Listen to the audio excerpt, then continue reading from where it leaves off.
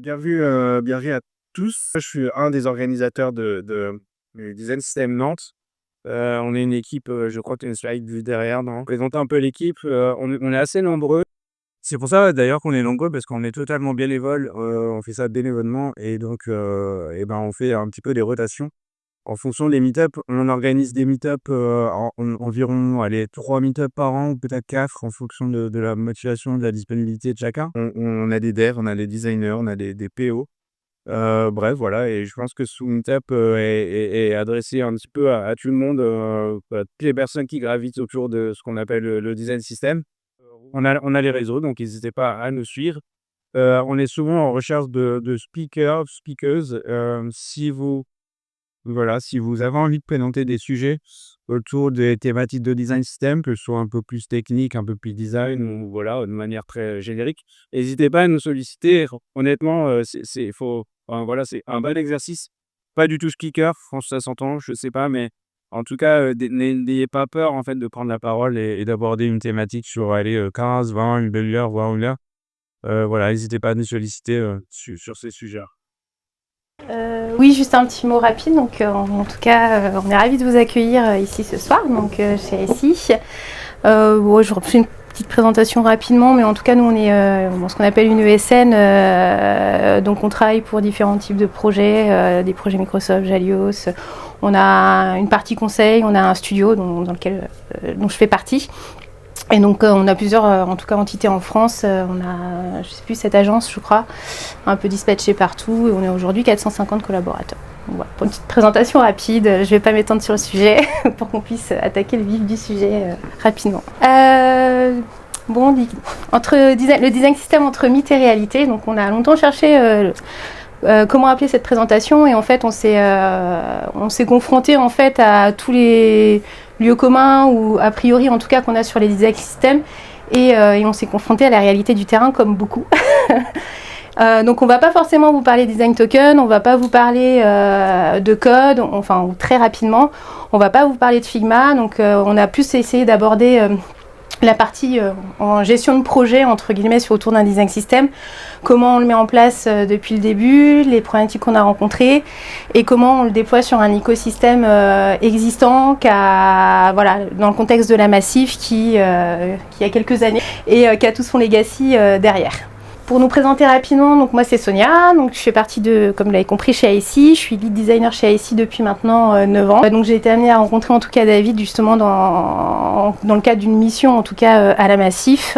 Donc j'ai passé 3 ans chez vous. D'abord sur un projet de CRM en interne, sur la refonte de leur projet CRM, et ensuite j'ai migré sur le projet de création de design system. Voilà.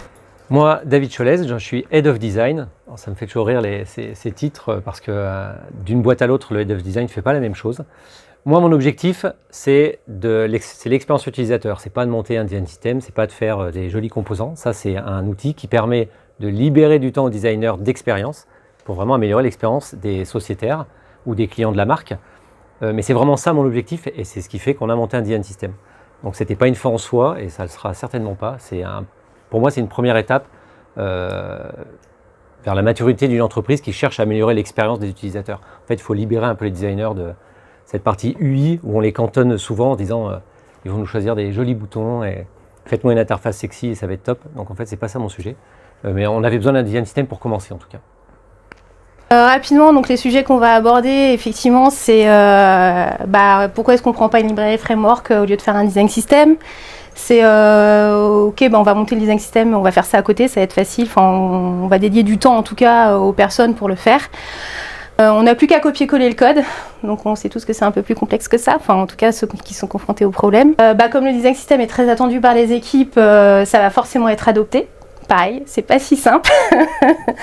et enfin, ce qu'on a réussi à faire. Alors, je parle un petit peu de la Massif, je cherche pas à vendre quoi que ce soit. En fait, c'est pour que vous compreniez bien le contexte dans lequel nous on se trouve, parce que quand on est un Luco dans l'InsurTech ou quand on est une boîte qui date des années 60, on verra les chiffres et qui est bien implanté sur le marché, c'est pas du tout la même chose. Moi, je repense souvent à une phrase de Mark Zuckerberg. Au tout début, il avait un motto, c'était Move fast, break everything. Je crois que c'était un truc comme ça. Il disait aux devs, non mais poussez le code et tout, on s'en fout. Et une fois qu'ils ont été cotés en bourse et que c'était plus pareil, il disait non mais bouger vite, mais dans un environnement stable. C'était plus du tout le même truc. Donc quand on est une insurtech où on fait son design system pour un site, un seul produit, ben, c'est facile. Nous, on n'a pas un produit, on est multi-produit. Donc on le verra après. En tout cas, on appartient à un groupe qui s'appelle AEMA. Dedans, il y a Aesio Mutuel, que vous connaissez peut-être pour les pubs qui ont été faits par Éric Judor, d'ailleurs, je crois. Les pubs avec les gladiateurs, là. La Massif, Abeille Assurance, qui a été Aviva France pendant longtemps. C'était Abeille, c'était Abeille Assurance avant. Ensuite, ça a été Aviva France. Ils ont été rachetés par Aviva. Et puis, de nouveau, ils sont redevenus autonomes. Et ils ont intégré AEMA Group. Et Ofinvest, c'est vraiment de la gestion de patrimoine et d'investissement. Voilà, c'est une entité moins connue. La Massif a les marques préférées des Français. Ceux qui ont une télé, en tout cas, ont peut-être vu passer les pubs où on met en avant les individus. Les pubs sont faites par des sociétaires, c'est pas des acteurs, et c'est la réalité, hein, c'est des sociétaires qui s'expriment, et on les laisse même dire ce qu'ils ont envie de dire, et on tourne les pubs comme ça. Donc ça, on pourra en parler après, c'est un changement dans notre territoire de marque. Donc voilà un petit peu l'historique de la Massif, les années 60. La création du constat amiable, ça a été co-créé par le fondateur de la Massif, Jacques Vendier, c'est pour la petite info. Donc en tout cas, ça a été une sacrée évolution. On a des délégués, on n'a pas d'actionnaires. Donc ça aussi, c'est une grosse différence par rapport à d'autres boîtes. Donc l'argent n'est pas redistribué à des actionnaires. La prestation solidarité chômage, ça permet à un sociétaire qui perd son emploi de pouvoir bénéficier d'une assurance, une couverture gratuite pendant un certain nombre de mois. L'intégration dans la AEMA Group. Quelques chiffres ici. Voilà, ce qu'on peut retenir, c'est le nombre de délégués. Les délégués, c'est des sociétaires qui sont élus délégués. Donc parmi les sociétaires, des gens se disent moi je veux m'investir un peu. Et la prestation solidarité chômage, c'est les idées des délégués. Voilà. Et les métiers, voilà, il y a 3 métiers. Historiquement, c'est l'assurance des biens, ce qu'on appelle le yard. C'est pas les êtres humains, c'est uniquement une maison, une voiture, c'est des biens physiques. Ensuite, on a la santé prévoyance, là on assure les personnes, et la finance épargne, le crédit ou les livrets d'épargne. Ça, c'est une représentation de l'écosystème digital de la Massif. C'est pour ça que je voulais faire la différence avec l'InsurTech ou Luco par exemple. Ils font un DS pour leur site internet Luco et l'app mobile éventuellement Luco, mais ça s'arrête là. Nous, des sites, on en a plein qui sont plus ou moins proches de la marque Massif. Donc on a des réseaux sociaux, des sites et des applications mobiles. Le site massif.fr, effectivement, on le voit en plus gros parce que c'est le site le plus important pour nous. Mais on a plein d'autres sites autour. Ceux qui sont peut-être sociétaires Massif connaissent Massif Avantage peut-être. Tout ce qui est autour de la voile également, puisqu'on a longtemps soutenu des bateaux. Enfin voilà, donc il y a un écosystème qui est riche. Et notre design system, nous, il adresse l'écosystème de la marque et pas juste notre site internet. Et ça, c'est une différence qui est énorme. Là, je l'ai flouté. J'ai flouté parce qu'aujourd'hui, la situation, elle n'est pas idéale. En fait, chaque site essaie au mieux de coller au territoire de la marque. Le territoire a changé récemment, donc c'est pas évident pour tout le monde. Tout le monde n'a pas le même budget ni le même temps pour suivre. Donc on se retrouve finalement avec des sites plus ou moins proches de la marque, mais au niveau de l'expérience, on voit que c'est pas aussi clean partout, quoi. Et donc dans la feuille de route de notre stratégie, on a dit il nous faut un design system, quelque chose qui permet d'harmoniser l'expérience, qui fasse en sorte qu'on ait une homogénéité de la qualité de nos sites déjà sur l'adoption du territoire de marque. Ce qui a permis ça, c'est alors déjà qu'on mette ça dans notre stratégie digitale. Quand on l'identifie, ça veut dire qu'on a un sponsoring qui est assez haut niveau dans l'entreprise pour dire on aura les budgets, on pourra le faire. Ensuite, on a un nouveau territoire de marque. Quand il y a un nouveau territoire de marque, c'est beaucoup plus facile de lancer un design system. Et enfin, il y a un levier qui est hyper puissant, c'est l'accessibilité numérique. Tous les sites doivent être accessibles. Quand vous êtes une entreprise qui fait plus de 250 millions de chiffres d'affaires, c'est une obligation légale, sans quoi vous avez des amendes. Et donc ça forcément, quand on met un design system et qu'en plus les composants on les annonce comme accessibles, ça permet aussi d'être accessible. Donc tout le monde a besoin de l'être. Donc ça c'est un levier qui est hyper puissant quand vous avez besoin de motiver des fois des sponsors. L'accessibilité, il faut l'utiliser. Sachant que la réglementation européenne va se durcir prochainement sur les tunnels de vente en particulier qui devront être 100% accessibles. Et donc voilà, donc ça c'est bien. Là, c'est un peu le nouveau territoire de marque, c'est pour vous montrer un peu ce qu'il y a aujourd'hui. Donc, on met en avant les individus. On a beaucoup d'espaces vides, d'accord, enfin d'espaces blancs. Voilà, on retrouve le bleu et le vert. On a le surligné. On n'est pas la seule marque à l'avoir, hein. On a le surligné qui est présent. Et on a quelques couleurs secondaires. Elles ne sont peut-être pas toutes. Voilà, avec quelques effets typographiques qu'on retrouve dans nos différentes coms. La Montserrat, c'est la fonte principale de notre territoire de marque. Techniquement, on pourra parler de plein de choses, mais en tout cas, voilà de quoi on part. Quand on sort un territoire, il est beaucoup pensé comme un territoire, donc c'est beaucoup de pubs, pas mal de print également. Des fois, il n'est pas forcément pensé à fond digital. C'est pas le premier truc que les agences travaillent. Donc il y a un volet, on pourrait peut-être l'aborder, un volet important là-dessus. Mais donc effectivement, la mission de l'équipe Design System, c'était de digitaliser ce nouveau territoire de marque et cette charte qui avait été posée, et comme d'habitude, comme souvent, posée pour le print. Donc effectivement, on n'a qu'à prendre un matériel UI. Sur l'existant, comme on vient de dire, il y avait un framework CSS. Donc on nous a dit pourquoi on ne le fait pas évoluer, etc. Pourquoi on part de ça. Donc déjà, il y avait une grosse dette technique autour de ce framework. Donc avant de commencer le projet, donc ça a débuté en 2021. La réflexion, ça a été OK, on fait un design system, mais quel design system pour la Massif? Effectivement, est-ce qu'on part d'un framework? Est-ce qu'on part from scratch? Sur quelle techno? Ça s'adresse à qui? Donc pour ça, on a mené des interviews, beaucoup d'interviews. On a fait du benchmark sur les solutions, sur les différents design systems pour trouver le design system qui se rapprochait le plus en fait de ce qu'on voulait atteindre. Donc ça a été, on a mis 2-3 mois en tout cas à faire l'étude pour réussir en tout cas à convaincre les directions et débloquer un premier budget pour mettre une première équipe en place en fait sur le design system. Donc le premier budget était, comme c'était un début en tout cas, il a été décidé. J'ai peut-être pas mis dans le bon ordre, en tout cas d'avoir un designer à mi-temps et un développeur à mi-temps. Donc déjà, on a eu beaucoup de mal à trouver un développeur à mi-temps. Et donc il y a eu une prise de conscience pendant 1 an. En fait, ça a fonctionné comme ça, où ça a quasiment pas avancé. En tout cas, il y avait pas de lead, il y avait pas de ça a été très compliqué. Il y avait juste les couleurs peut-être qui étaient posées, le bouton. Alors, on peut expliquer pourquoi on a fait ça, parce qu'on a regardé pas mal de meet-up et il y a pas mal de boîtes, y compris des grosses boîtes, qui disent non mais nous le DS, c'est des gars qui faisaient ça après les heures de boulot de 17h à 20h et ils ont fait ça en 6 mois et ça a marché quoi. Du coup tout le monde y croit en se disant attends en fait c'est facile, les gars finalement ils savent coder, le designer il est bon et on prend les gars avec des profils seniors et ça le fait. Et il y a des grosses boîtes qui ont des magasins pas très loin d'ici d'ailleurs, qui vendaient ça sur des meet-up. Donc nous on s'est dit, si eux ont réussi, après tout c'est possible. Sauf que peut-être que ça a marché chez eux, j'en sais rien, mais en tout cas... Mais chez nous ça n'a pas marché. Ça marche pas comme ça.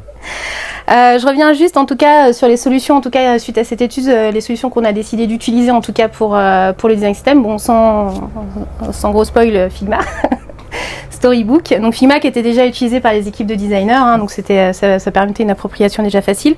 Storybook qui n'était pas utilisé encore, en tout cas dans les équipes. Pas un peu, ouais. Et bon, il y en a qui vont peut-être,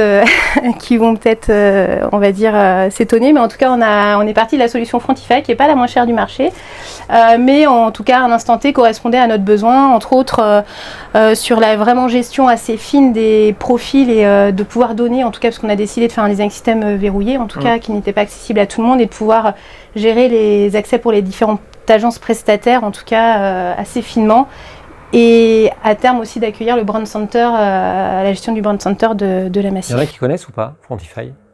C'est pas très connu. C'est surtout utilisé pour le brand.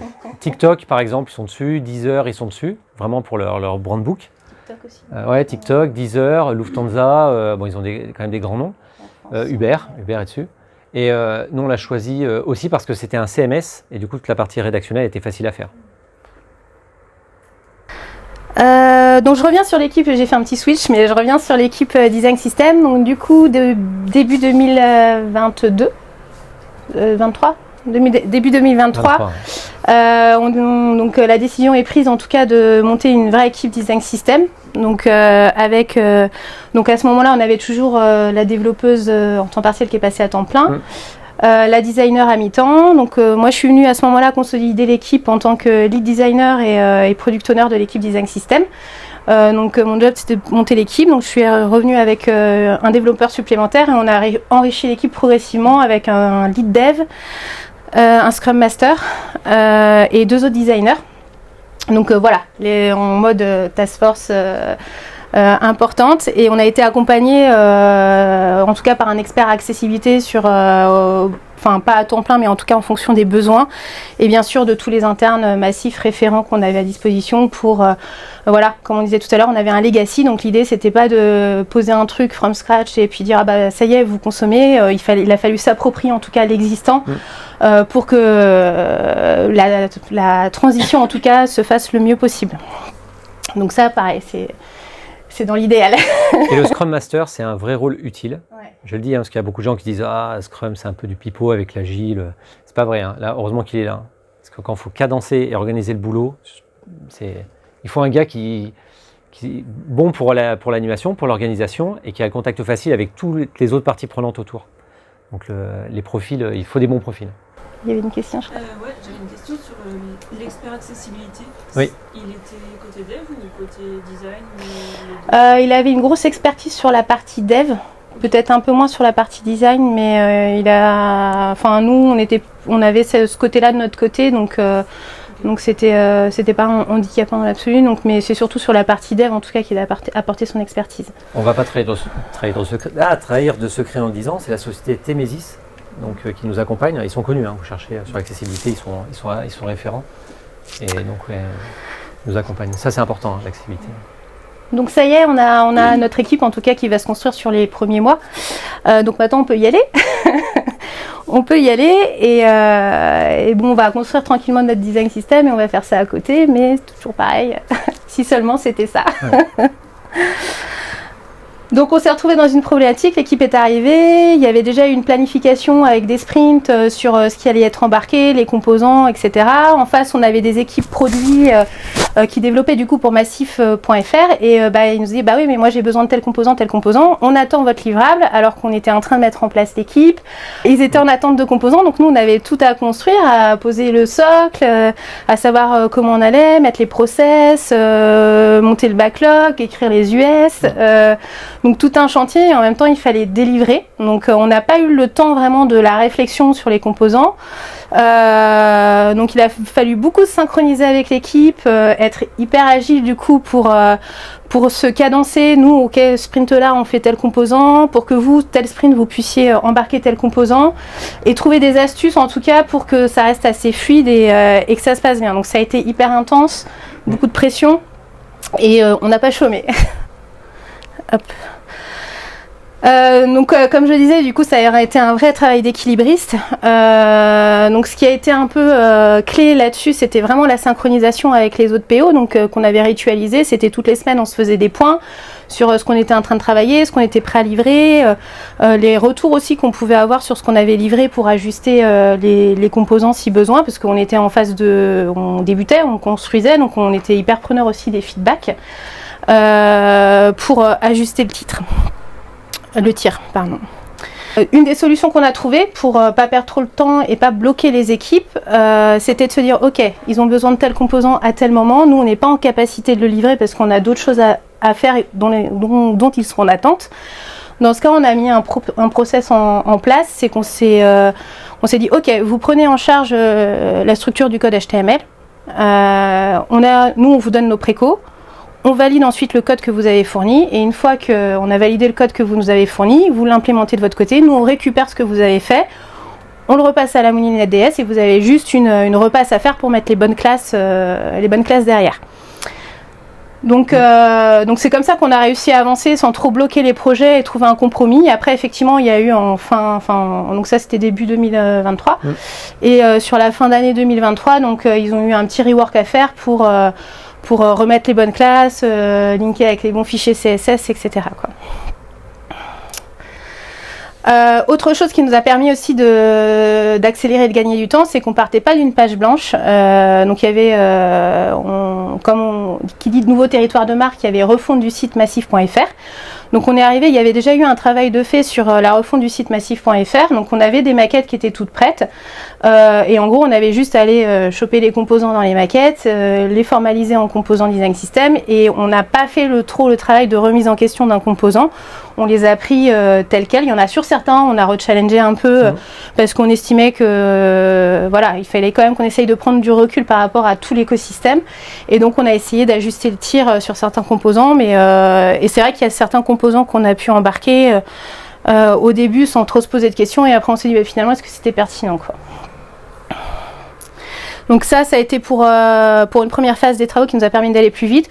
Ensuite, il y avait tous les éléments de formulaire du coup qui n'étaient pas du tout maquettés, en tout cas travaillés. Donc ça, nous on l'a pris en termes de conception, ce qui nous a pris quand même quelques mois à travailler, de tester sur les différentes formes, sur les tunnels, etc. Donc ça nous a pris beaucoup de temps. On a commencé au mois de mars et on a commencé à créer vraiment les composants du coup à partir de septembre, quoi. Donc pareil, on est rentré dans un système d'agilité à l'échelle. Donc je ne sais pas si ça vous parle, en tout cas l'agilité à l'échelle, donc pour les équipes Scrum qui sont en mode agile.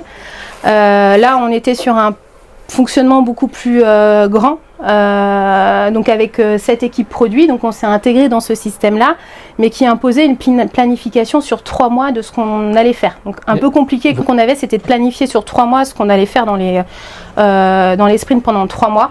Donc ça, c'était assez rigide, c'était difficilement flexible, surtout quand on avait des besoins, un besoin de répondre à des équipes à un instant T sur la livraison des composants. Et donc au bout de 6 mois, 6 mois, 6 mois, ouais. On a acté qu'on fonctionnerait en tout cas en Scrumban, et qui nous apportait beaucoup plus de flexibilité, de pouvoir modifier assez rapidement nos sprints, de réajuster notre tir sur les livrables et les attentes des équipes. Donc je l'ai évoqué rapidement tout à l'heure, sur garder la hauteur. Donc effectivement, on avait la tête dans le guidon, on a produit du composant et puis on commence à livrer, ça commence à être intégré. Et puis il y a les premières équipes métiers qui arrivent et disent « Ah ouais, mais moi j'ai besoin de ça, moi je verrais bien ça comme ça. » Et là tu fais « Bah ouais, mais c'est pas prévu. » Donc du coup, c'est le moment où on prend de la hauteur, on se dit « Ok, qu'est-ce qu'on fait? Est-ce qu'il y a un vrai besoin? Est-ce qu'on en a besoin sur les différents dispositifs? Est-ce qu'il y a un intérêt ?» Et donc le parti, donc là dans les images que je vous ai mises, il y en a une qui n'est pas un composant design system, donc je pense que vous avez peut-être deviné, c'est celui qui est le deuxième, voilà. Mais par contre, on a fait en sorte qu'il respecte vraiment les guidelines du design system derrière, quoi. Donc voilà, ça a été qu'est-ce qui est pertinent ou pas. Donc il y a eu un premier besoin comme ça, il y a eu un deuxième qui est remonté derrière. Et au fur et à mesure, voilà, on s'est dit, si effectivement le besoin persiste, on fera une évolution côté composant. Pareil, on a embarqué tout au début le tableau de garantie, de comparatif des garanties, qui était un enfer à concevoir, à développer, à gérer en accessibilité, et qu'on a refait 50 fois. Et au final, pour se dire, finalement, est-ce que c'était pertinent de l'intégrer? Sur les tableaux, c'est hyper dur. Hein. Voilà. Un tableau responsive, déjà, c'est complexe.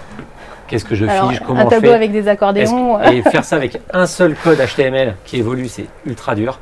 Ouais. C'est ceux qui ont essayé. Oui. Moi j'ai une question par rapport aux développeurs justement qui vont développer ces composants un peu à la marge, on va dire. Comment on fait le filtre entre une demande qui est vraiment, comment on filtre en fait en tant que designer à ce niveau-là, de dire non ça on le fait pas, ça c'est non. En fait il y a un besoin qui est remonté. Donc après l'équipe elle va étudier en fait. Ok, il y a ce besoin-là qui est remonté. Est-ce qu'il a été identifié en fait potentiellement pouvant être utilisable en tout cas sur d'autres sites de l'écosystème? Et si effectivement on estime que c'est un usage récurrent, qu'il répond aussi aux conditions du design system, dans ce cas on se dit ok. Donc on avait un backlog en fait de gestion des anomalies et de propositions aussi d'évolution. Et on traitait toutes les semaines du coup les remontées qu'on pouvait avoir, et après on faisait un retour, ça oui c'est un sujet qu'on peut étudier, ça non, etc. quoi. Je rentre un peu dans la technique, je sais pas si peut-être je saurais répondre, mais du coup quand c'est comme ça sur une demande un peu spécifique, est-ce que vous travaillez avec un système de variant ou avec un système de propriété un peu flexible? Alors Figma tu parles là sur Storybook. Moi j'ai pas le côté technique. Alors là en fait ce composant c'est particulier parce que c'est un composant qui est dans un CMS, c'est un CMS d'Adobe, et en fait on peut faire de la custo mais on code rien et il n'importe pas. Donc, notre après effectivement dans Storybook on avait nos props, donc on avait un système de variants avec nos propriétés, Et donc on pouvait décider, soit on avait différents types, soit on pouvait décider d'afficher ou non certains éléments, etc. Donc il y avait un côté assez modulaire, mais pas trop non plus, qui était quand même assez cadré. Mais on pouvait quand même, sur certains types de composants plus que d'autres, en tout cas, décider si tu affiches une icône ou non, si tu affiches une description, pas de description, une image, pas d'image, donc voilà. Et côté texte, c'est quoi du coup? C'est du React, On va y venir après. C'est une très bonne question. Pardon. C'est une très bonne question. Donc un des éléments qui a été un gros travail, c'est pour faire le lien un peu sur cet écosystème digital. Oui, on parle beaucoup. Ah oui.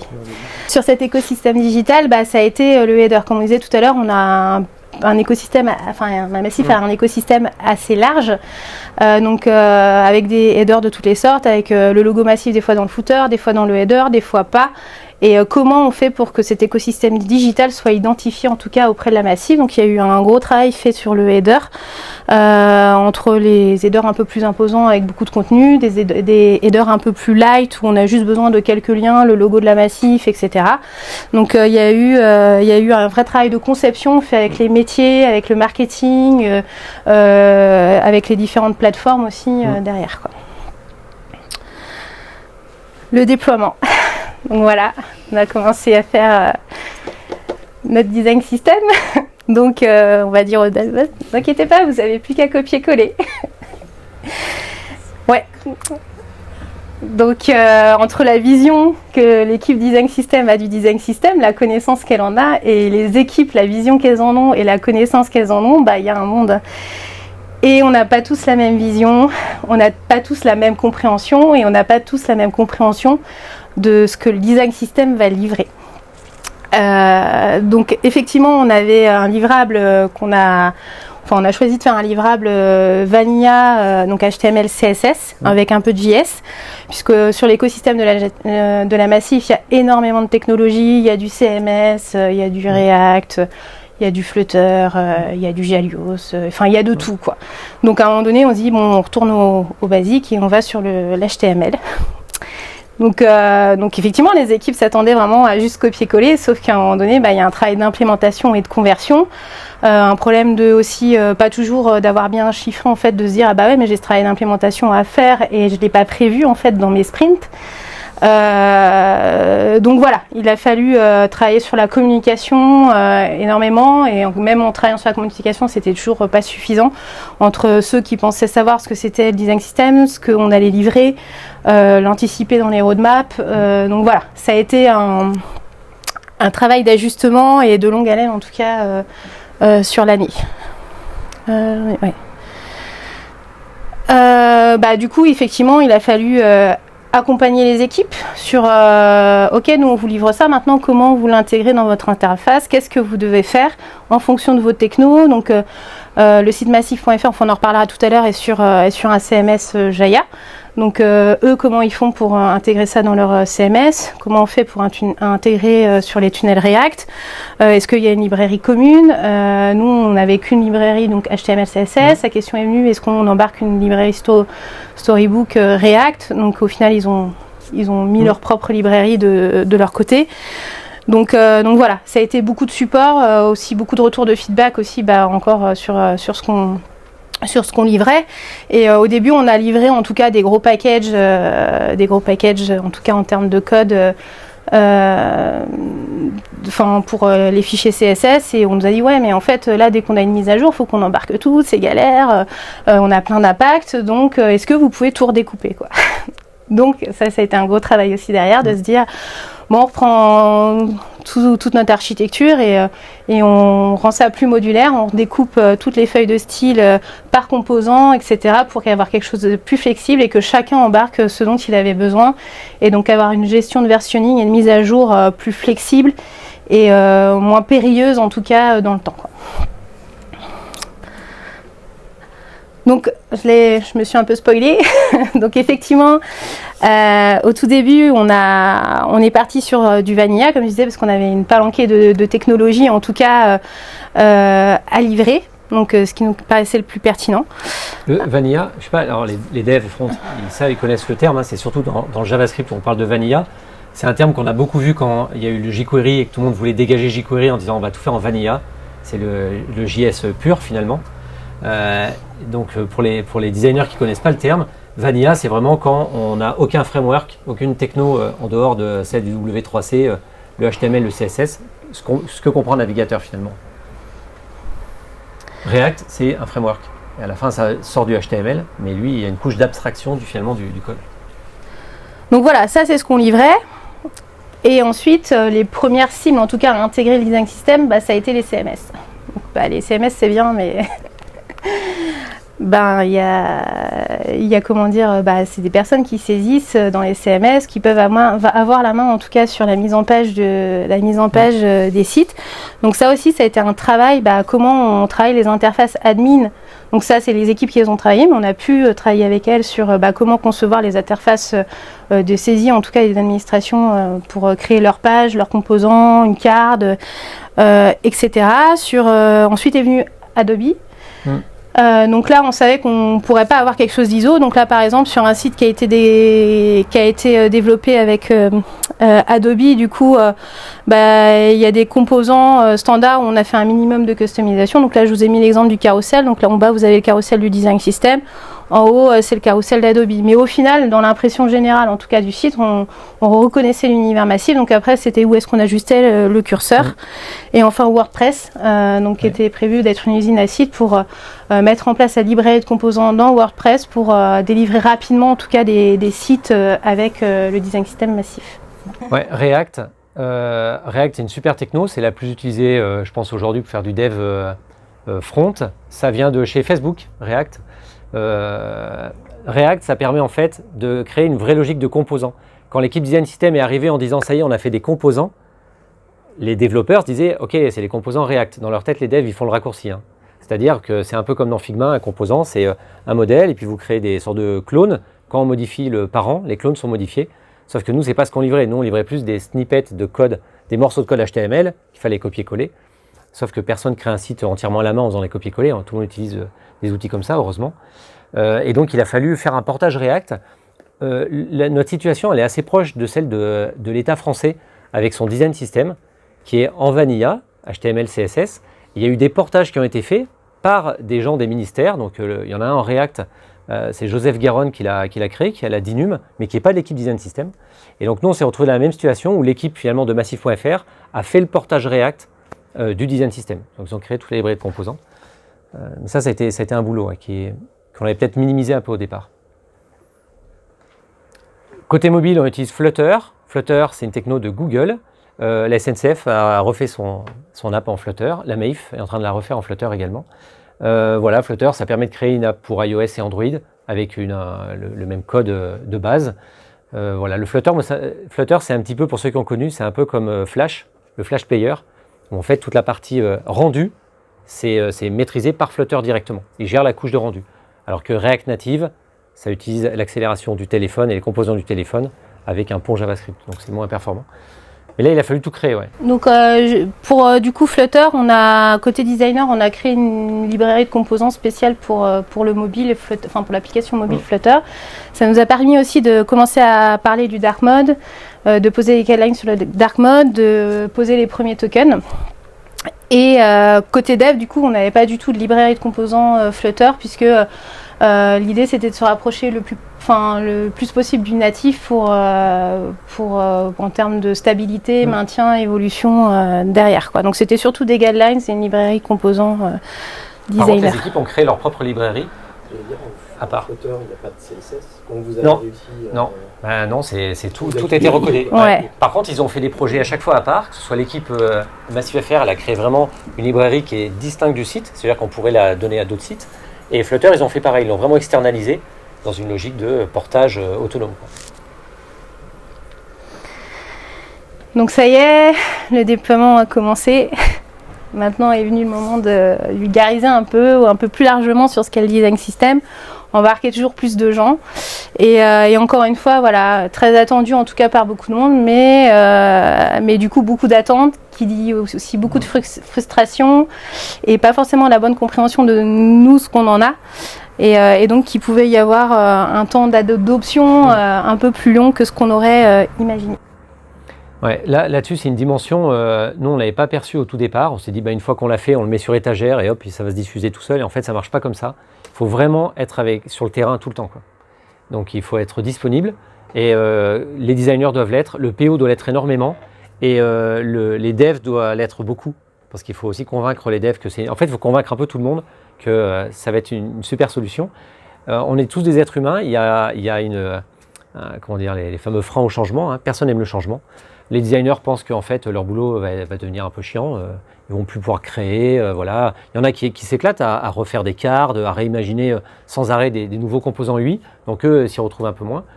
Les devs, certains devs aiment utiliser des librairies, d'autres ils aiment bien tout recréer, quoi. Moi, j'ai connu des devs qui avaient recréé le fonctionnement des stores React en Angular. Voilà, bon après... Donc eux, des fois, peuvent se trouver un peu enfermés. Donc il faut vraiment être présent sur le terrain, leur montrer qu'ils ont un intérêt à utiliser ces composants, qu'ils vont gagner du temps. Voilà, mais ça, il faut le faire en étant au contact, hein. On ne peut pas avoir une équipe dans sa tour d'ivoire là, qui fait ces trucs et qui dit allez-y en bas, mettez, ça ne marche pas. Et c'est vrai qu'au début, il y a toujours une réticence, il y a un côté développeur. Et en fait, quand on commence à embarquer les gens, qui commencent à vraiment l'utiliser et à voir vraiment ce que ça leur apporte, donc une fois qu'on a franchi cette première étape, là du coup ils font ouais, en fait c'est cool, ça fonctionne, ça nous fait gagner du temps et il y a un intérêt, quoi. Donc c'est vraiment une fois que c'est embarqué, c'est bon, quoi. Par contre, avec une nouvelle équipe, vous n'avez pas ça. Un nouveau designer, un nouveau dev qui arrive dans la boîte avec un DS, il ne se pose pas de questions, il adopte et il délivre hyper vite, quoi. C'est plus dur pour ceux qui ont connu un peu le monde d'avant, puis il y a cette transition, des fois c'est moins souple, avant on faisait la même chose mais c'était plus rapide, donc bon. Et donc c'est vrai que le côté positif, c'était vraiment quand on arrivait sur les démos des produits en tout cas, et que les PO ils finissaient par dire en tout cas vraiment grâce à l'équipe Design System on a pu faire ça, on a pu faire ci, ça nous a vraiment aidé, et donc ça a été un peu, ça au fil en aiguille devenu des ambassadeurs en tout cas du Design System. Ouais, donc là, ça c'était un petit rappel. Nous, et d'ailleurs pour l'équipe, c'est assez, comment dire, c'est un truc qu'il faut qu'on garde en tête tout le temps, c'est qu'on ne crée pas le site uniquement massif.fr, on doit faire un design system pour un écosystème, mais aussi le site massif.fr. Donc il y a vraiment un équilibre à trouver, et donc ça veut dire qu'on doit autant pouvoir vendre de l'assurance que de faire des locations de bateaux pour ceux qui vont sur le site Massif Centre de Voile, ou d'avoir des bons d'achat chez But pour ceux qui vont chez Massif Avantage. Et donc voilà, il faut qu'on réponde à des sites qui n'adressent pas les mêmes publics, c'est pas les mêmes besoins. Donc les designers savent bien que il faut adapter à l'utilisateur finalement ce qu'on fait. Souvent on a peur d'être enfermé, donc il faut qu'on garde de la souplesse quand même dans les composants, sans non plus faire du custom sans arrêt, faire du sur-mesure sans arrêt. Sans ça, il va falloir après faire un projet de décommissionnement. Donc voilà, ça c'est pas évident à trouver. Ouais, ça c'est un point qui est hyper important.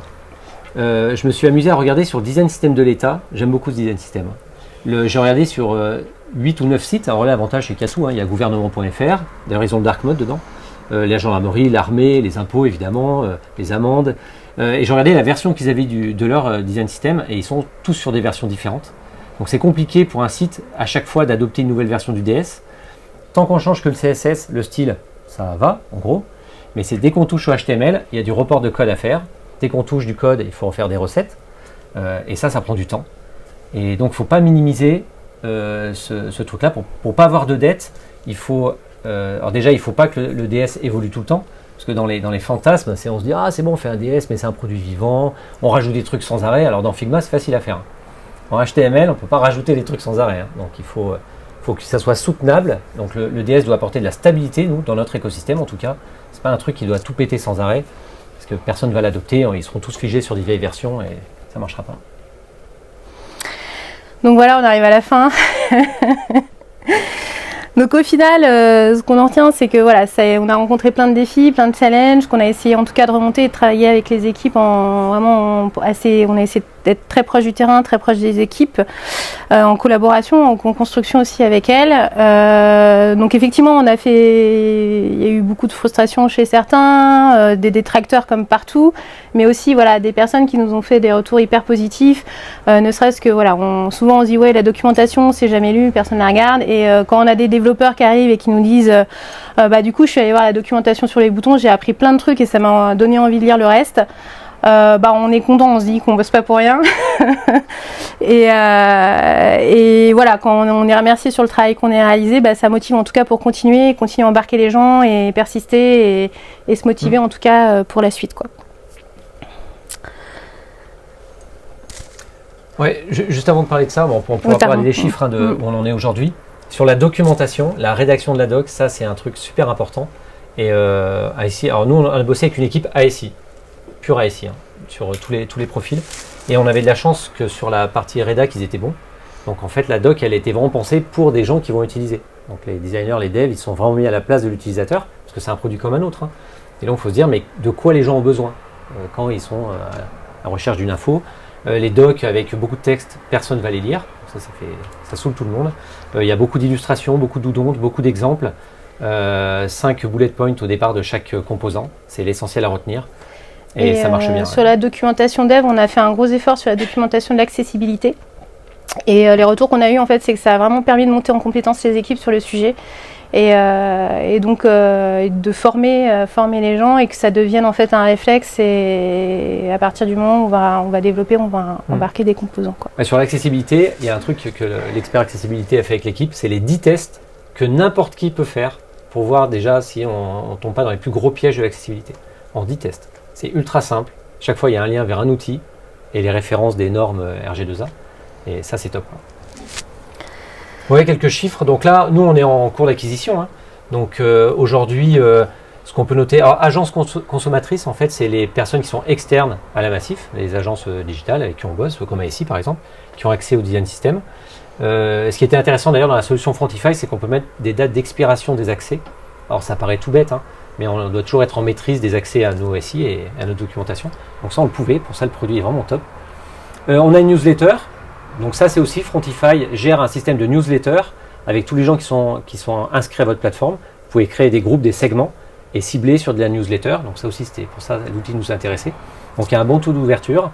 À chaque nouvelle mise à jour, il y a une newsletter dédiée qui est envoyée. Les pages vues, forcément, il y en a pas mal. On a plus de 40 composants. Voilà, ça, c'est les équipes internes qui consomment. Mais il n'y a pas les agences dedans, donc il y a beaucoup plus. Et il y a 8 sites, donc 4 qui sont en ligne, en prod. Il y a le site des élections Massif. Il y a des gens qui sont assurés à la Massif. Vous avez dû recevoir un mail pour voter pour les délégués. Et le site a été fait avec le design system en un temps record. Donc ça, c'est vraiment bien.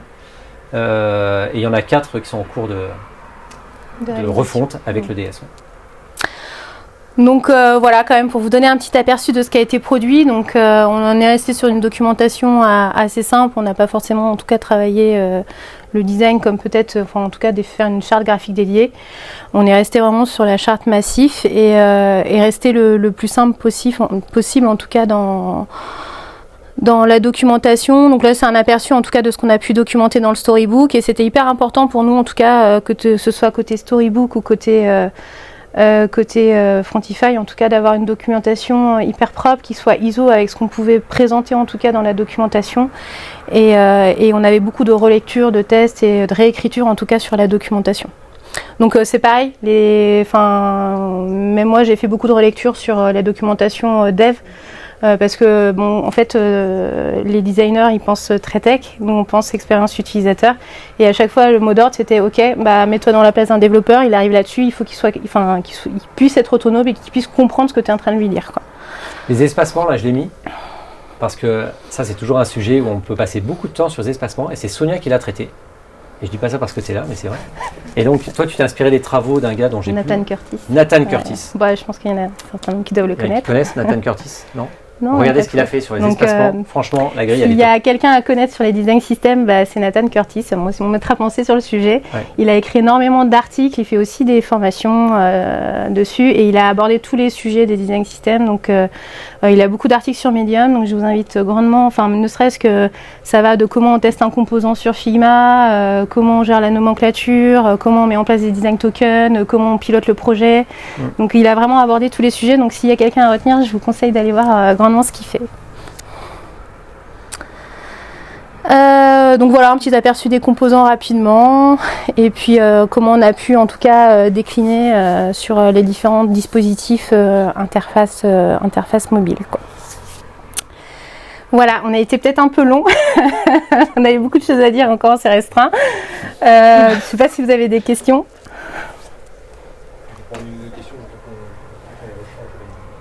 Ouais, j'ai une question sur l'impact. Est-ce qu'avant de lancer ce projet-là, donc à immobiliser 9 personnes pendant plusieurs mois, vous aviez défini des objectifs à atteindre en termes de rendre ce projet rentable, en termes d'économie de temps ou d'économie de complexité? Sur le fameux ROI du design system, on va réduire le temps dev par X. Oui, voilà. Alors ça, je pense que c'est faisable quand on a un seul site qui va apprendre le design system avec une seule techno. Là, à mon avis, c'est jouable de calculer un ROI. Mais sans ça, c'est impossible. Si on refait un site de zéro, on peut calculer un ROI par rapport avec les ABAC des sites d'avant. Nous, le problème, c'est qu'on a plein de technos. Donc là, on a vu du WordPress, du Jaya, du Jalios, du React, on a encore de l'Angular. On a des sites en legacy qui doivent adopter progressivement le DS.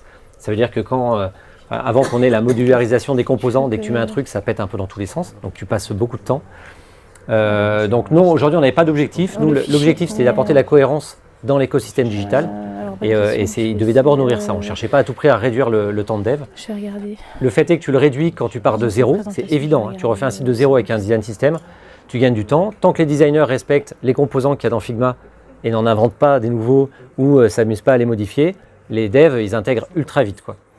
Donc, on gagne du temps. Et moi, je trouve ça bien parce que tout le monde a y gagné. Les designers, ils passent plus de temps à s'intéresser aux utilisateurs et au métier, au business, en se disant « Ok, c'est quoi la meilleure expérience ?» Ils passent moins de temps à redessiner des cards. Les devs, eux, ils se focalisent sur comment je rends mon code robuste, maintenable par d'autres personnes, comment je commande correctement, comment je mets en place des normes de code, comment je les respecte, plutôt que comment dans Tailwind je vais remettre le radius à 12 parce que j'ai vu que le dev en plus il l'avait changé, parce que c'est un peu ce qui se passe quand on n'a rien. Et pour les métiers, au moins on peut faire bosser une agence externe, elle produit des maquettes qui sont très proches de ce qu'on veut au final, on évite les allers-retours, à la fin on gagne, c'est évident. Mais on n'a pas cherché à avoir un montant chiffré précis. Et c'est surtout que, comme j'expliquais au tout début, en fait, on a embarqué direct, il fallait tout mettre en place, livrer. Et en fait, on n'a pas eu le temps de cette réflexion de se dire, ok, quel KPI on met en place, etc. On fait des ateliers là-dessus. Enfin, du coup, on avait direct la tête dans le guidon. Et puis, une fois que t'es lancé, t'es lancé, quoi. Et c'est une fois que tu commences à te poser que tu dis, bon, maintenant, qu'est-ce qu'on mesure, quoi. Donc après, moi, je suis sortie fin 2021, mais donc l'équipe, donc il y a un autre lead, en tout cas, donc il y a un PO, on a scindé le poste, du coup, lead designer et PO fin 2023, parce que ça faisait beaucoup pour une personne. Donc il y a une PO qui est arrivée en septembre de 2023, moi je suis partie fin 2023. Donc il y a un autre lead designer qui est arrivé, donc l'équipe a continué en tout cas cette année son travail jusqu'à aujourd'hui en tout cas, et puis une autre équipe prendra alors l'année prochaine. Voilà. S'il y a d'autres questions, peut-être qu'il faut passer à la suite. Oui, de toute manière, après on va te Merci pour votre attention.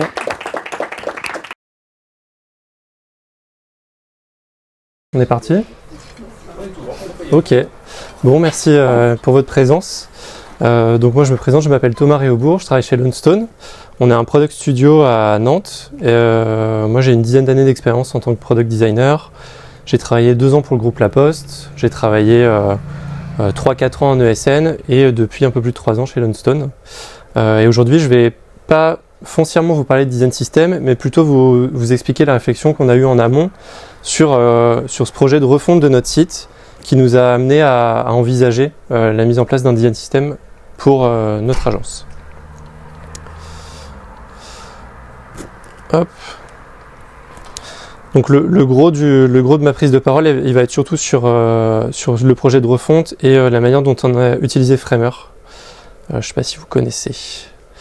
Donc déjà pour vous expliquer un peu l'impact de cette refonte, je vais prendre un petit peu de temps pour vous expliquer qui on est et rapidement c'est quoi nos activités et surtout comment ils ont évolué au cours du temps.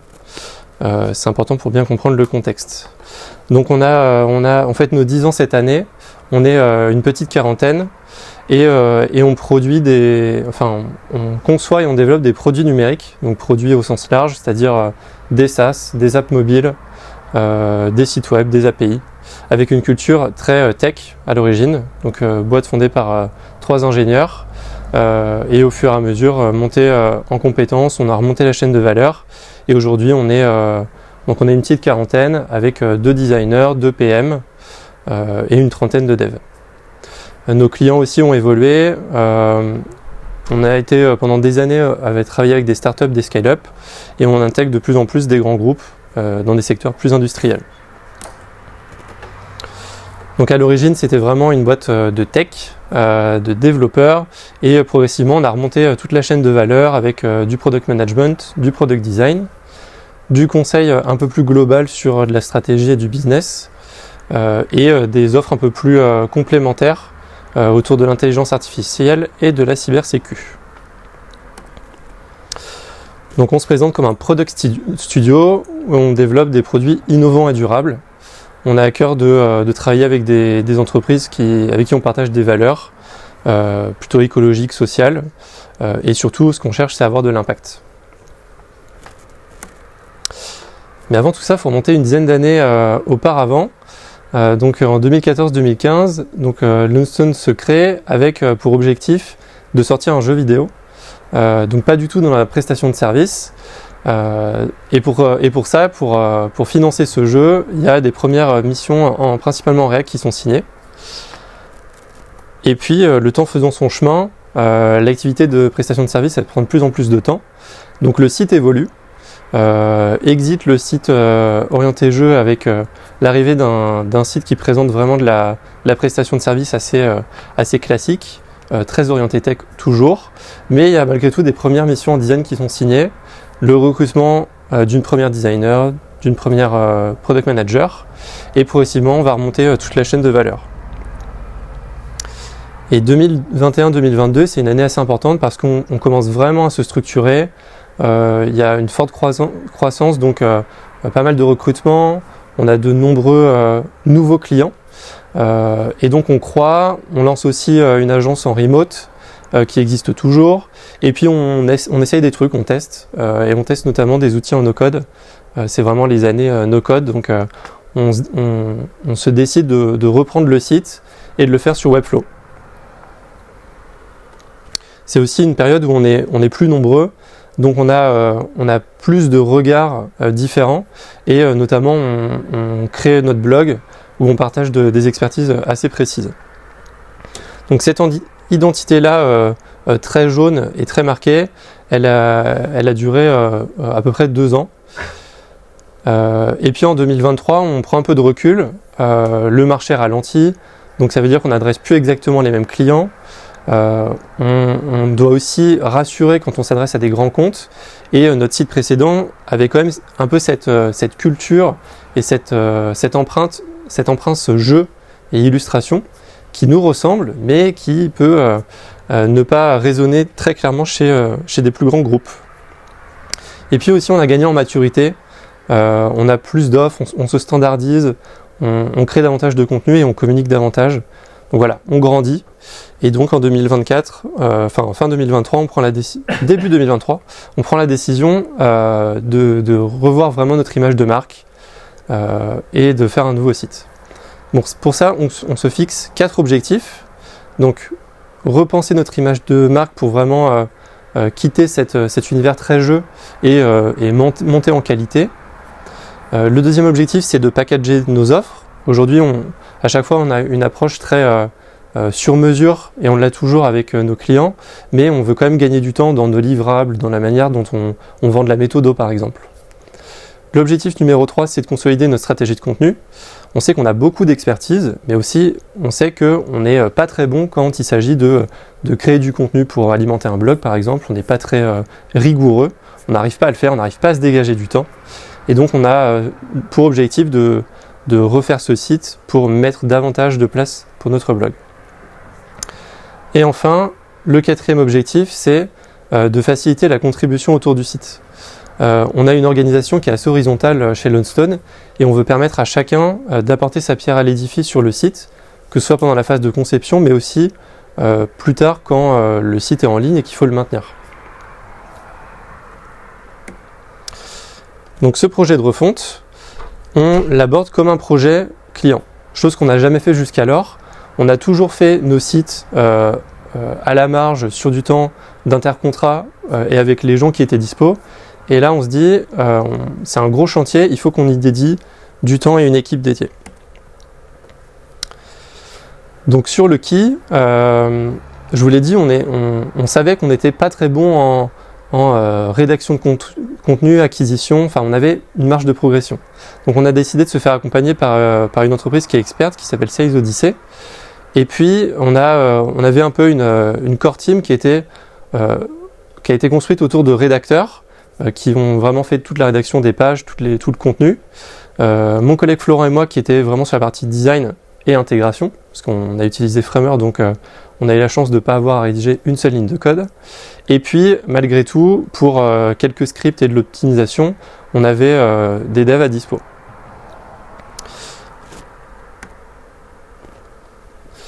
Au final, entre les tout premiers jets de DA et la livraison de notre site, on a mis 9 mois. Enfin, on a mis à peu près 9 mois.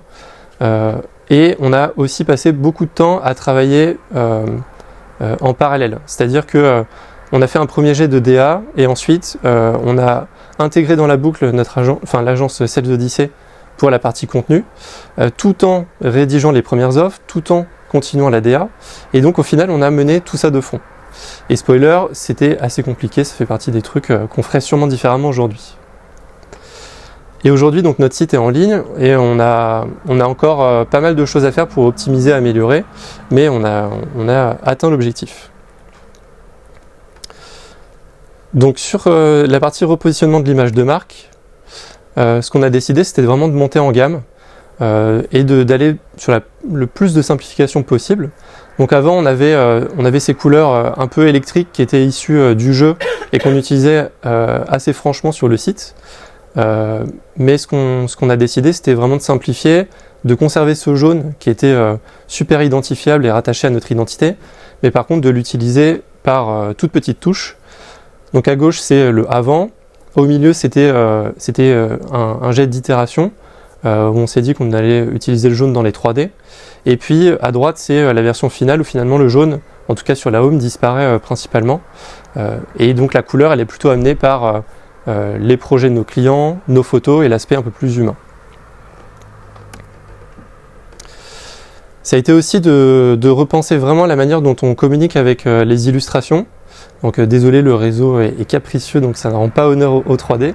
Mais on a délaissé les illustrations faites à la main avec le jeu pour plutôt aller vers des 3D qui sont assez froide, mais quand même impactante, et surtout sur celle qui est en bas à gauche, un peu plus organique, avec la petite fleur qui pousse. C'est votre studio du coup qui ont fait les... Ouais, c'est Florent, mon collègue, qui a fait toutes les 3D. Donc on a profité de ce temps-là pour monter en compétence aussi sur la partie 3D. Repositionner notre image, ça passe aussi par mettre en avant des photos, chose qu'on faisait assez peu dans le site précédent, et donc on voulait absolument éviter les photos Shutterstock. Alors on en a, type Shutterstock en tout cas, mais aussi on ponctue notre site par des vraies photos de la vraie vie, quoi. Des moments de vie, des moments de team building, et ça c'est super important parce que ça nous ressemble vraiment. Et puis c'est un vrai argument pour la marque employeur, parce que quand on cherche un job, on va sur les sites des agences, avoir un site qui est... voir les gens avec qui on bosse dans un vrai contexte autre qu'un contexte de travail, c'est assez rassurant. Et puis ça a été aussi de conserver ce qui fonctionne. Et ce qui fonctionnait bien jusqu'à présent, c'était notre ton. C'est-à-dire qu'on fait les choses sérieusement, mais on ne se prend pas spécialement au sérieux. On travaille bien, mais on travaille dans une ambiance qui est assez détendue. Et donc on voulait garder ce ressenti un peu expert, mais aussi parler vrai. Éviter les mots valises, éviter l'innovation à tout va, éviter des choses qui sont utilisées aussi partout chez nos concurrents. Le deuxième sujet, ça a été de packager nos offres. Et pour ça, on a travaillé sur Notion pour vraiment rédiger toutes nos offres, chose qu'on n'avait jamais fait jusqu'alors, ou en tout cas pas officiellement. Et puis se demander, en fait, c'est quoi la promesse de chacune des offres, quels enjeux on essaye d'adresser, à quel client, enfin quel client on essaye de capter avec ça. Et on s'est rendu compte que ce qu'on faisait, on pouvait assez facilement le packager pour avoir des offres qui sont assez chronologiques et que l'offre Shape, qui est vraiment une phase de cadrage avec beaucoup de design, d'exploration tech, c'est souvent la première étape pour n'importe quel projet numérique.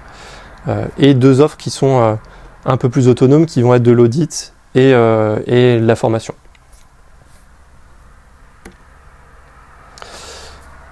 Et puis ces offres, il a fallu les illustrer sur le site.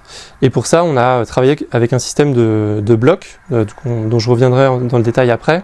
Mais l'idée, c'était, vu qu'on savait qu'on allait travailler sur Framer et qu'on voulait aller vraiment dans le plus de simplicité possible pour que notre site soit le plus maintenable et robuste possible, travailler avec des blocs qu'on réutilise à droite et à gauche et dont seul le contenu change. Et donc toutes nos pages sont construites avec cette librairie de blocs, qui sont parfois des blocs qui mettent en avant la promesse, d'autres plutôt qui détaillent la méthode, etc.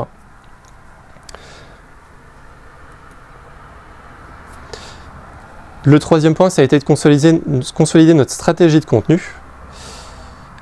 Et pour ça, il y avait 3 axes. Alors je ne vais pas m'étendre trop là-dessus parce qu'on s'écarte vraiment du design system, mais ça a été d'améliorer le SEO. Donc ça a eu un vrai impact quand il a fallu rédiger les contenus, parce que on était un peu sur les 2 extrêmes entre nos designers qui cherchons vraiment la simplicité de dire le peu de choses, enfin de dire beaucoup avec peu de mots, et l'agence de SEO qui était là sur une approche beaucoup plus complète, exhaustive, avec plein de jargon technique pour remonter dans les scores, pour améliorer notre SEO et remonter dans les résultats de recherche. Et au final, on a trouvé un juste milieu. On a fait des concessions, mais je pense qu'on s'est pas trop mal débrouillé pour conserver notre ton. Et puis le dernier point, c'était vraiment de mettre en avant notre expertise à travers des références clients et du blog. Et enfin, le dernier point, c'est faciliter la contribution autour du site. Donc on s'est posé la question, comment on peut, dans ce projet de refonte, gagner du temps, donc pour la V1, mais aussi pour toutes les mises à jour de contenu qui vont venir, on le sait, tout en évitant la perte de qualité. Parce que on sait que beaucoup dans l'entreprise vont vouloir contribuer, mettre la main à la pâte, rédiger des contenus, ajouter des blocs. Et donc on a eu la chance, quelques mois plus tôt, de travailler sur un projet qui est finalement assez similaire à notre travail de refonte pour un de nos clients. Donc De Souter, c'est un industriel qui est à Saint-Herblain également, et qui avait des enjeux assez similaires aux nôtres. C'est-à-dire, ils voulaient mettre en place une nouvelle DA, clarifier leurs offres, simplifier la manière dont ils parlent à leurs clients, et une méthode qu'on a aussi empruntée pour ce projet de refonte, où on a travaillé sur à peu près la même temporalité, avec le même binôme, et la différence, c'est qu'on n'a pas fait l'intégration sur des contenus sur Dato, mais sur Framer.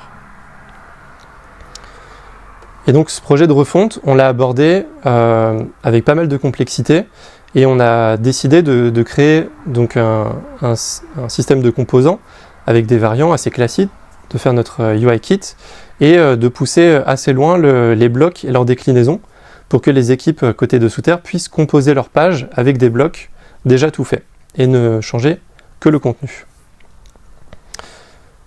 Et donc on a fait exactement la même chose pour notre site. On a pas mal de déclinaisons pour les héros par exemple. On a des blocs qui sont là pour expliquer, rassurer, présenter les avantages et aussi clarifier des choses qu'on voit assez rarement sur les sites d'agences ou de SN qui sont, nous on a fait un vrai choix de mettre en avant nos tarifs en clair sur des offres. Aussi de mettre en avant notre expertise en montrant les gens qui font partie de l'équipe, en montrant aussi qu'ils rédigent des articles sur le blog, qui contribuent d'une manière ou d'une autre pour nos clients et pour l'agence. Et puis créer de l'engagement avec des blogs qui sont dédiés. Et ça, finalement, on l'avait assez peu dans notre site précédent. Et donc pour créer tout ce contenu, on a abordé donc ce projet, je vous l'ai dit, comme un vrai projet client. Et sur la gauche, c'est une sorte de dashboard qu'on avait fait sur Figma qui permettait de montrer à notre client De Souter l'avancée des pages sur lesquelles on travaillait. pour le rassurer et puis pour montrer qu'on avançait dans la bonne direction. Et finalement, on a fait à peu près la même chose sur un tableau Notion en interne où on centralisait absolument tout notre contenu, c'est-à-dire le détail de nos offres et aussi tout le contenu rédactionnel qui vont être par exemple les références projets, les articles de blog. Donc notre grosse base de connaissances de données, elle était côté Notion. Et donc, on a intégré notre site avec Framer. Est-ce que vous avez déjà entendu parler de Framer? Ouais, est-ce que certains l'ont déjà utilisé? On a déjà testé, ouais. Ok. Pour faire des protos, en fait. Ok. Top. Et nous aussi, on l'avait testé pour des petits projets, avec vraiment des petits périmètres et pas beaucoup de complexité. Et c'est le choix qu'on a fait, parce que ça nous semblait trop complexe de rester sur Webflow, qui était devenu... donc ça, c'est vraiment point de vue designer. On savait que le site allait être maintenu globalement par l'équipe design chez Lone-Stone, et donc il fallait qu'on trouve un outil qui soit à la fois confortable pour nous et qui permette à n'importe qui de contribuer. Donc Webflow, ça devenait compliqué pour nous d'avoir les mains dedans sans expérience franche en dev, avec le système de classe. Voilà, c'était vraiment assez une usine à gaz. Le dev custom, on ne l'a pas envisagé parce qu'on voulait que tout le monde puisse contribuer. Et finalement, Framer, donc c'est un outil qui permet, qui est vraiment orienté pour les designers, parce qu'il a des liens forts avec Notion, avec Figma, et surtout qui permet de faire des animations, des transitions super facilement, là où sur Webflow, c'est un peu plus technique. Moi j'ai une question. Ouais. Et pourquoi pas un CMS? Webflow, il y a la fonctionnalité CMS, je crois, dedans. Oui, en fait, sur Framer, il y a un système de collection aussi qui permet de gérer les contenus. Mais sinon, on reste sur un outil.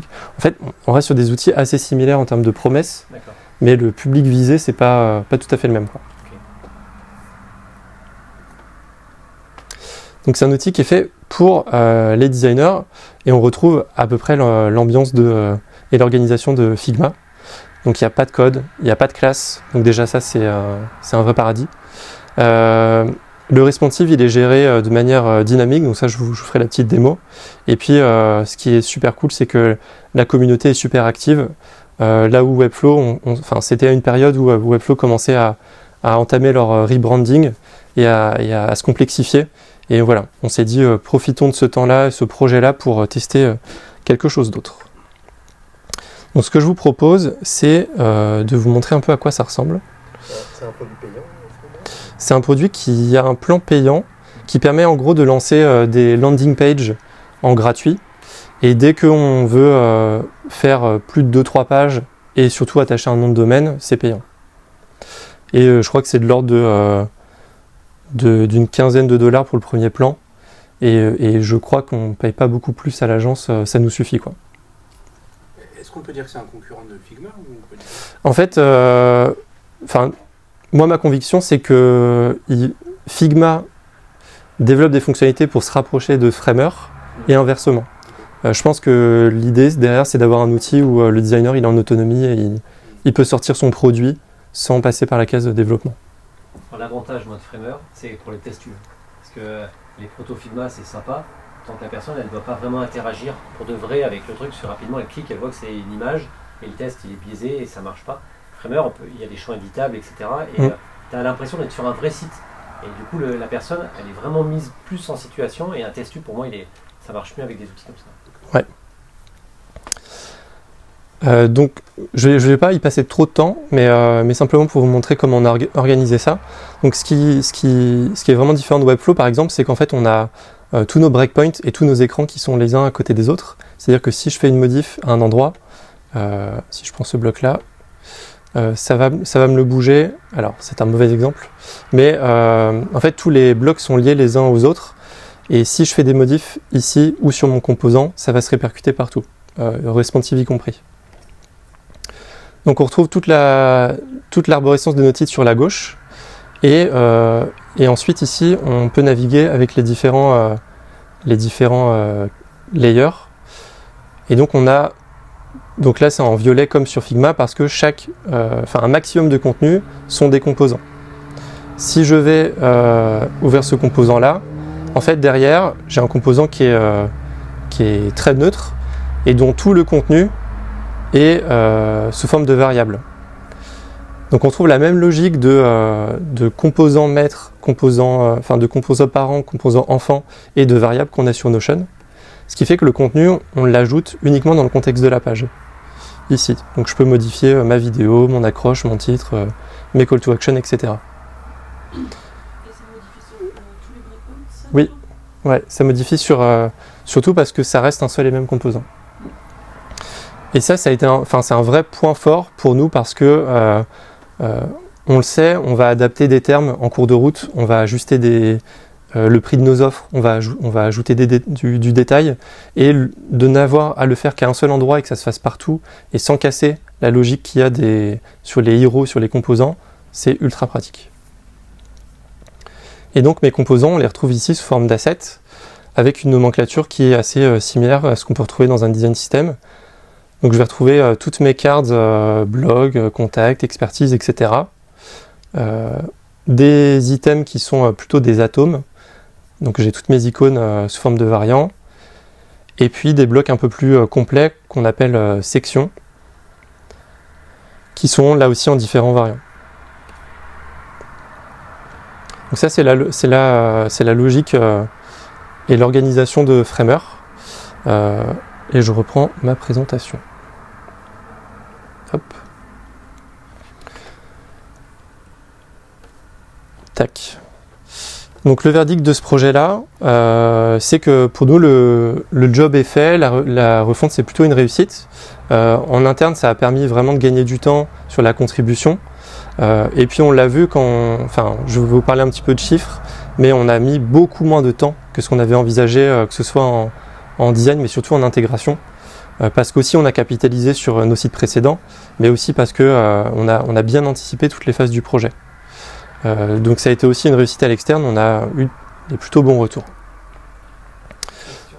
Oui. En termes de temps de réponse sur les sites comme ça, est-ce que c'est mieux de partir sur une solution comme ça, ou plutôt, par exemple, sur une application mobile, sur Flutter? Ouais.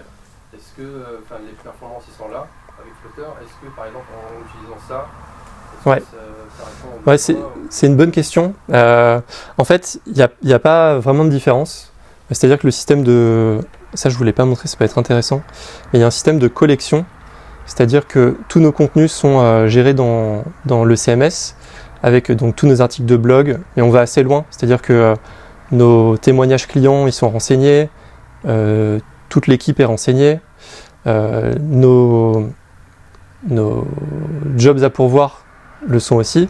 Et en fait, tout ce contenu-là, il est assez optimisé pour pas alourdir le site. Par contre, là où on n'est pas bon et où ça fait partie des chantiers à mener cet hiver, c'est que notre site, il est beaucoup basé sur la 3D, et c'est plutôt sur les assets qu'on utilise qu'il faut faire ce travail d'optimisation. En soi, Framer va pas avoir un impact très fort sur la performance, c'est surtout l'optimisation classique de poids de fichier, quoi. Ouais. Sur le SEO aussi, ça a un impact ou pas? Non, il y en a pas spécialement. On peut ajouter des alt sur les images, on peut faire pas mal de choses en termes de SEO et d'accessibilité. Mais en tout cas, on n'a pas vu d'impact. Par contre, il faut faire ce travail-là comme on le ferait sur n'importe quelle refonte de site, quoi.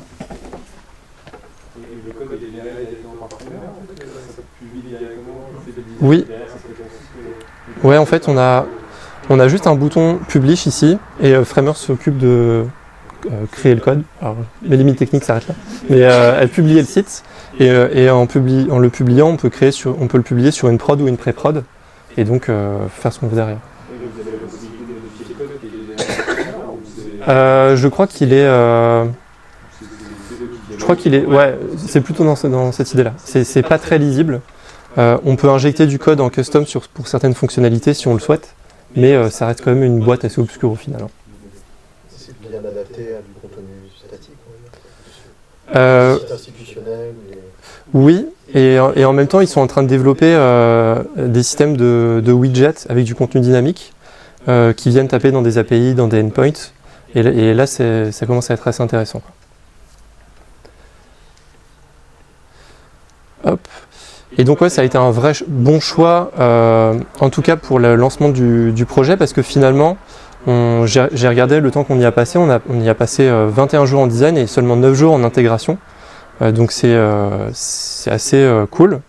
Et puis c'est une approche très pragmatique où en fait au début dans notre DA on avait pas mal d'ambition sur les animations, sur des petits éléments custom et on a fait le choix de simplifier ou de simplement bypasser ces intentions-là pour rester sur un site qui est le plus maintenable possible.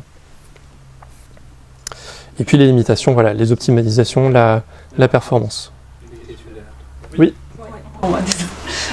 Est-ce que ça permet aussi de publier des articles de blog? Parce que vous parliez d'édition par... Ouais. En fait, on a donc le contenu, on a une collection CMS qui reprend, qu'on définit nous-mêmes, on définit tous les champs. Ensuite, on complète le contenu. Et sur le site, on a créé une page blog. Tac. Avec tous nos articles, avec l'ancienne DA, parce qu'il faut qu'on fasse la migration. Et surtout, toutes nos pages. En fait, une page de blog, c'est considéré comme étant une page standard du site, mais dont le contenu est tiré exclusivement du CMS. Et donc, on crée, en fait, pour créer cette page, j'ai une zone de texte à qui j'ai associé le contenu qui est présent dans mon CMS.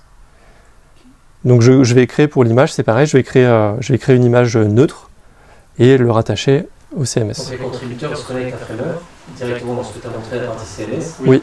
Il y a une histoire de droit. Est-ce que tout le monde a, une fois que tu as accès à Framer, tu as accès à tout? Ou alors tu dis les contributeurs, ils ne peuvent pas les modifier, les blocs Ouais. En fait, ça c'est une question. Alors, il y a un système de multi-collaboration. Je ne crois pas qu'il y ait une gestion fine des droits. Et nous, ce qu'on a décidé, c'est d'avoir un process éditorial, c'est-à-dire qu'on fait notre rédaction et nos reviews et nos validations sur Notion. Ouais. Et quand c'est validé, on le copie-colle. L'un de nous copie-colle sur le site et c'est parti, quoi. Ouais, ça permet comme ça, dans Notion, vous êtes sûr d'être à jour. Oui. Que dans l'autre sens. Ouais, c'est ça.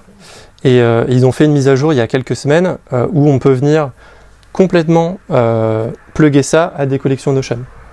Donc en fait, on pourrait se passer d'avoir cette phase de copier-coller ici. Et donc sur les références clients, sur le blog, c'est ultra intéressant. Oui, pardon.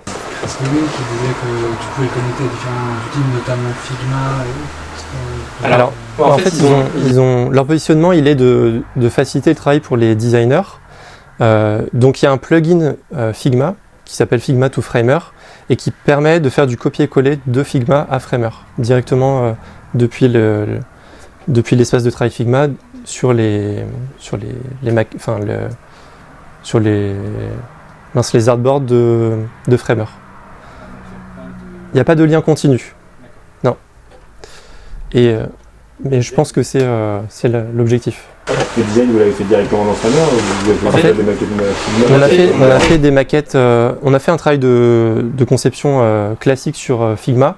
Par contre, dès lors qu'on a validé des blocs, on faisait l'intégration sur Framer, on faisait le responsive directement sur Framer. Et au final, on n'a pas du tout maquetté tous les écrans. On a fait vraiment des écrans maîtres. Là, notre site, il doit contenir, je pense, une 50aine de pages et je pense qu'on a fait 10 écrans types qui comprenaient peu ou prou tous les blocs et puis c'était bon, quoi. Donc ce qu'on ferait différemment, c'est plutôt 2 points. C'est déjà idéal, dans un monde idéal, c'est que tous les contenus soient rédigés avant de faire la conception, parce qu'on a pas mal réadapté et adapté la DA pour faire rentrer des textes qui étaient plus longs que prévu. Donc ça nous a consommé un peu de temps, mais en tout cas c'est intéressant de le relever.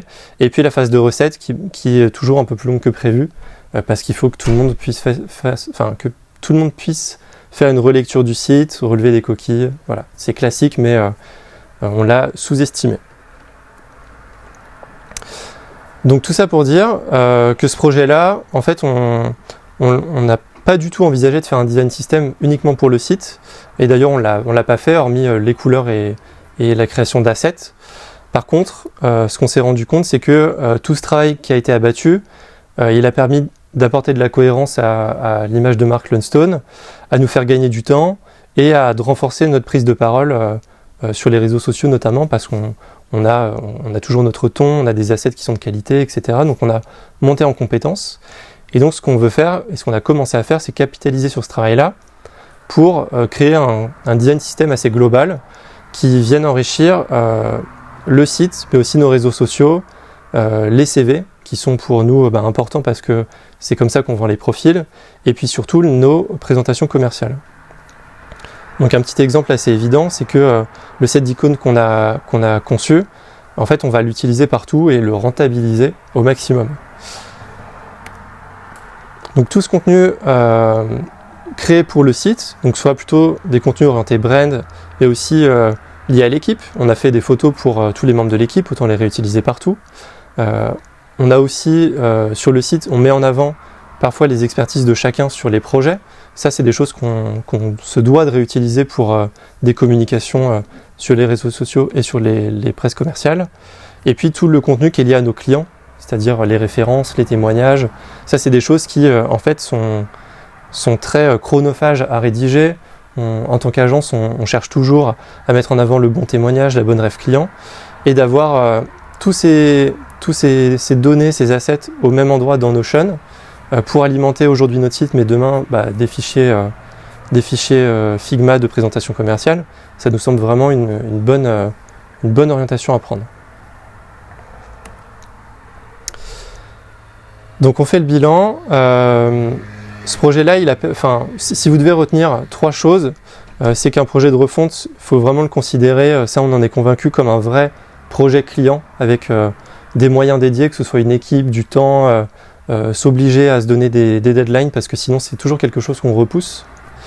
La question de la gestion des assets, des données, c'est super important d'être rigoureux là-dessus, de choisir un outil quel qu'il soit. Nous, on avait l'habitude d'utiliser Notion et c'est plutôt là-dessus qu'on part. Mais faire ce travail d'aller récolter les infos où elles sont et de les centraliser et de les maintenir, c'est ultra important et c'est ultra chronophage. Donc il faut le faire une bonne fois pour toutes en gros. Et puis, que sur le site, je vous l'ai dit tout à l'heure, on a pas mal fait de compromis pour gagner du temps et revu nos ambitions parfois à la baisse, mais toujours pour simplifier notre prise de parole sur le site et au final garder des contenus les plus intelligibles possibles, des animations qui servent vraiment le propos et pas en faire trop, quoi. Parce que le risque d'avoir accès à Framer qui permet de faire beaucoup de choses de manière native, ça aurait été de mettre des animations partout et ça aurait desservi notre discours. Je vous remercie. Est-ce que vous avez des questions, des remarques ? J'en ai une sur l'analytics. Vous faites Ouais. comment là pour traquer un peu la perf de... En fait, vous pouvez mettre des tags à des endroits précis du site. Framer gère, il y a une toute petite partie analytics, mais qui va simplement remonter le nombre de visiteurs par page. Et sinon, on peut toujours utiliser le Google Tag Management. Ouais. Et donc, on s'est traqué comme n'importe quel site, quoi. Okay. On peut aussi mettre des scripts custom. Donc, si on veut utiliser Hotjar, par exemple, pour voir où navigue l'utilisateur et quelles sont les pages qui fonctionnent le mieux, on peut le faire aussi.